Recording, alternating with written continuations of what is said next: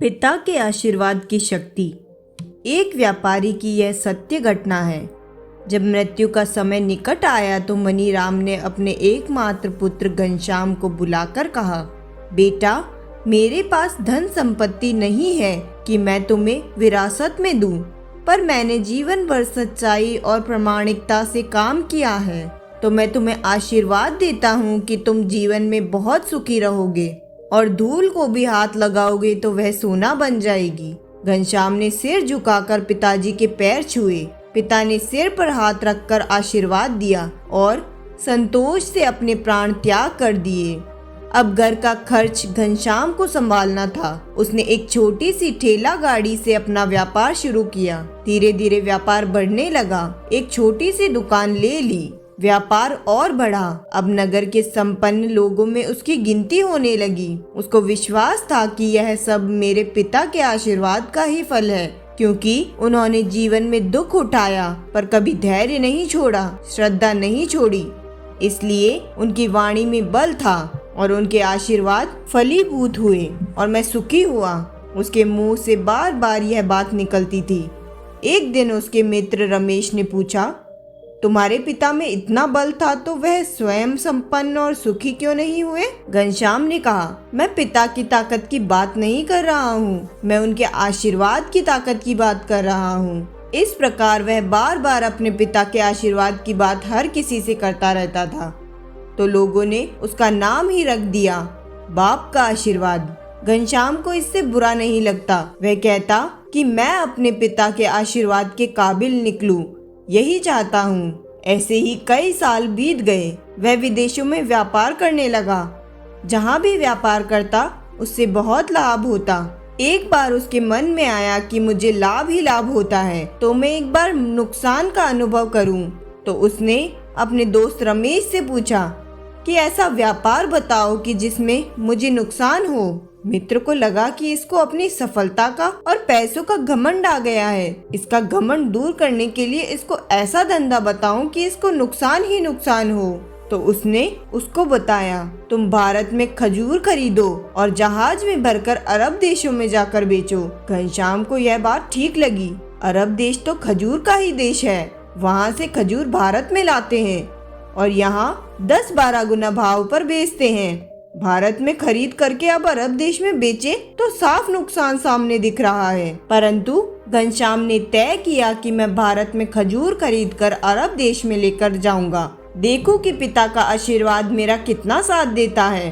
नुकसान का अनुभव लेने के लिए उसने जहाज में खजूर भरकर खुद उनके साथ अरब देश पहुंचा। घनश्याम जहाज से उतर कर के और लंबे रेतीले रास्ते पर जा रहा था वहाँ के व्यापारियों से मिलने को। उसे सामने से एक व्यक्ति पैदल अपने सैनिकों के साथ आता हुआ दिखाई दिया। उसने किसी से पूछा कि यह कौन है? उन्होंने कहा, यह यहाँ के राजा है। राजा ने घनश्याम को सामने देखकर उसका परिचय पूछा। घनश्याम ने कहा, मैं भारत के राजस्थान का व्यापारी हूँ और यहाँ पर व्यापार करने आया हूँ।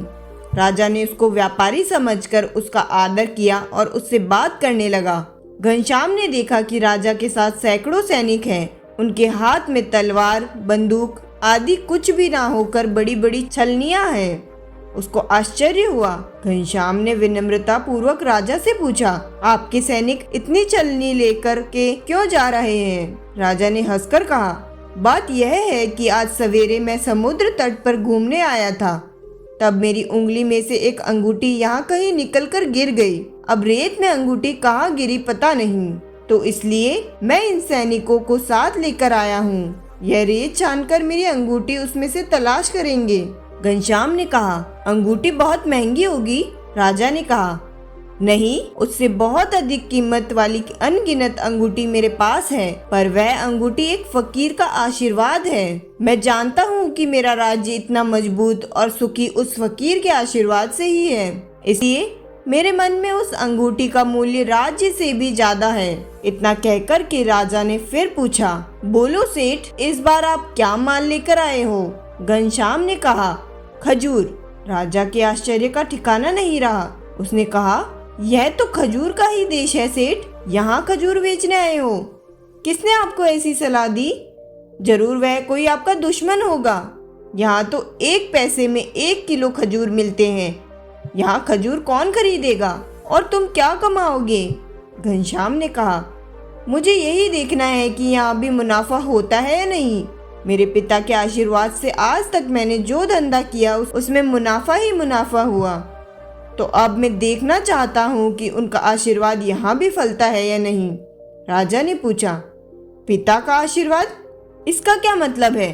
घनश्याम ने कहा, मेरे पिता सारा जीवन ईमानदारी और प्रामाणिकता से काम करते रहे, परंतु धन नहीं कमा सके। उन्होंने मरते समय मुझे भगवान का नाम लेकर मेरे सिर पर हाथ रखकर आशीर्वाद दिया था कि तेरे हाथ में धूल भी सोना बन जाएगी। ऐसा बोलते बोलते घनश्याम नीचे झुका और जमीन की रेत से एक मुट्ठी भरी और राजा के सामने मुट्ठी खोलकर उंगलियों के बीच में से रेत नीचे गिराई। घनश्याम और राजा दोनों को आश्चर्य हुआ। उसके हाथ में एक हीरे जड़ित अंगूठी थी। यह वही राजा की गुमी हुई अंगूठी थी। अंगूठी देखकर राजा बहुत प्रसन्न हो गया। बोला, वाह भगवान, आपकी करामत का पार नहीं। आपने एक पिता के आशीर्वाद को सच्चा किया।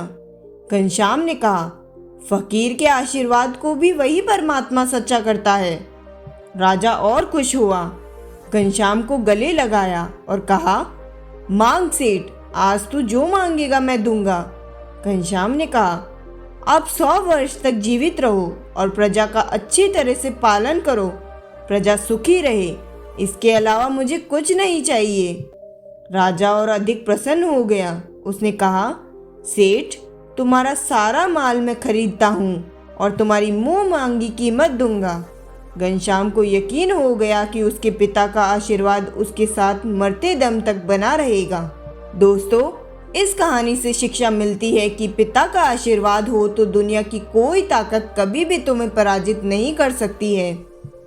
पिता और माता की सेवा का फल निश्चित रूप से मिलता ही है। कोई भी संपत्ति आशीर्वाद से ऊपर नहीं है। बालक के मन को जानने वाली माँ और भविष्य को संवारने वाले पिता, यही दुनिया के 2 महान ज्योतिषी हैं। अपने बुजुर्ग का सम्मान करें, यही भगवान की सबसे बड़ी सेवा है। अगर यह कहानी आपको पसंद आए तो वीडियो को लाइक करें और चैनल को सब्सक्राइब ज़रूर करें। धन्यवाद।